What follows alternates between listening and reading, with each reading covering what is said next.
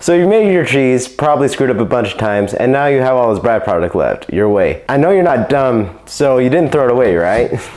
Well, what do you do with it? Luckily, Shasta and I are here with some suggestions. Alright, first I want to start with the things that we personally tried, and number one was smoothies. Whey went perfect in our smoothies. It barely changed the taste at all, and we really appreciated the added protein and vitamins. Number two is hot cereals. Now, Daniel doesn't actually like hot cereals, so the girls and I had to try this one on our own. We tried Scottish oatmeal, which is just cracked oats, and grits. Now, the Scottish oatmeal was okay, but my daughter did not like it. She said, never cook with whey again. But that was until we tried the grits, and she decided that the grits were okay. The flavor of the whey went well with the cheese that we like to put in our grits. Number three is instant foods. Now, our favorite was the Alfredo. It was delicious. The whey just bumped the flavor up. It was just so rich and creamy and delicious. The second one we tried was ramen. And that one wasn't so bad. I like what it did to the flavor of the noodles. Daniel liked it. I prefer the broth without the whey, but you know, gotta get your protein in when you can. Then two that we didn't try but we bought and we were planning on trying was some instant rice, and I figured the chicken flavor would be good to go with that, and then just some mashed potatoes. Now I know, we're weirdo people, because who makes their own cheese and then uses the whey to do instant food? But let me tell you, sometimes you feel like cooking for everybody and their grandma, and sometimes you don't feel like cooking at all. And sometimes your kids just like instant food. Let's be real. Number four, animals love whey. So my parents rescued a dog that was nearly starved to death.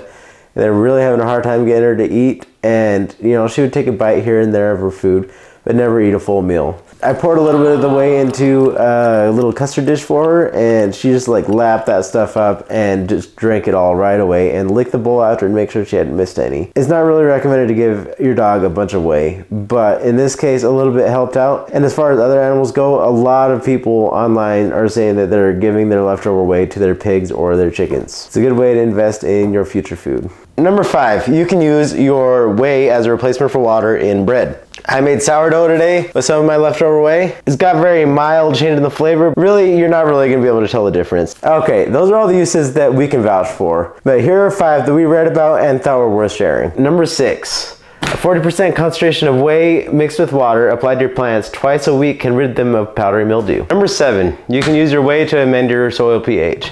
You're generally going to want to do this if you need a more acidic soil. If you've got very alkali soil and you're wanting to grow something like blueberries or maybe even tomatoes, you can apply a little bit of whey to your soil to reduce the pH. Now it's really important for you to know what your soil needs and what kind of whey you've got, because there's a pretty significant difference between acid whey and sweet whey in their pH levels. So do your research, know what you have, know what you need, and take this opportunity to take advantage of your leftovers as a useful tool. Number eight, you can use your whey to marinate meat. There's plenty of recipes out there, and from what I understand, it makes for pretty tender meat, and you can even use your salted whey to brine your meat. Number nine, you can use your whey for drinks.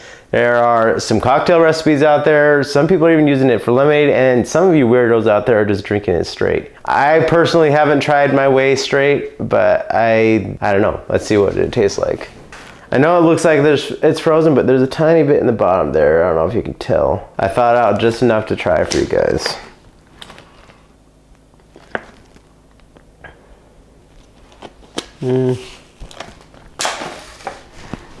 It's weird. I wouldn't do it.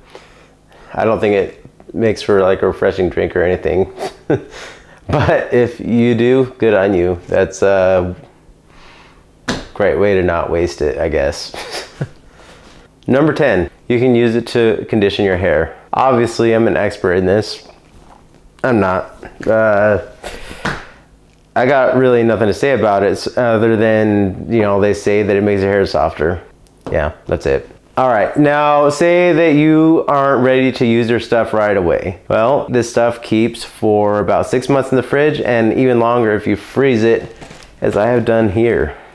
And you know, if you really want to dump it out, you can dump it in your compost pile. I hope I gave you guys some useful information. I hope you enjoyed the video. If you did, you can watch this one on my cheese making experience, and feel free to tell me about your experiences with using whey for whatever, whether it turned out good, whether you liked it or didn't, and what it was, any weird ideas that you guys have had. I'm interested in hearing what you've done. Please like, share, and subscribe, and I'll see you next time.